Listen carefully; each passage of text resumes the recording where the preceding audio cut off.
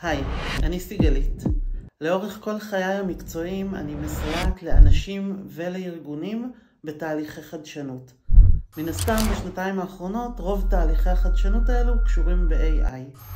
הסיפור של הבינה המלאכותית הוא שונה מכל טכנולוגיה שהכרנו, הוא הרבה יותר משמעותי מהמצאת החשמל.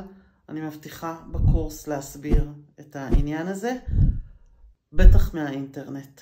הבינה המלאכותית היא טכנולוגיה שלוקחת מאיתנו המון מטלות רוטיניות, מפנה לנו זמן לדברים אחרים, וגם פותחת בפנינו הרבה מאוד אפשרויות של חקר, של יצירתיות. השמיים הם הגבול. יש משהו שמאוד חשוב לי לומר פה.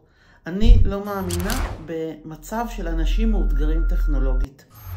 לאורך כל ההיסטוריה המודרנית של הטכנולוגיה, הטכנולוגיות הן אלו שהתגרו את האנשים. תמיד משהו השתנה, משהו השתבש, ובסופו של דבר מי שאשם זו הטכנולוגיה, לא האנשים. אבל כתוצאה מזה יש הרבה מאוד אנשים שחושבים, אני וטכנולוגיה, סיפור לא משהו. הבינה המלאכותית היא הטכנולוגיה הכי טכנולוגית, הכי היי-אנד, ובעצם הכי קל להשתמש בה. קל להשתמש בה כי אנחנו מתקשרים איתה כמו שאנחנו מתקשרים בין בני אדם. פשוט מדברים איתה, כותבים לה בשפה הכי טבעית שלנו. ופה כבר מתחיל סיפור אהבה ששווה להצטרף אליו.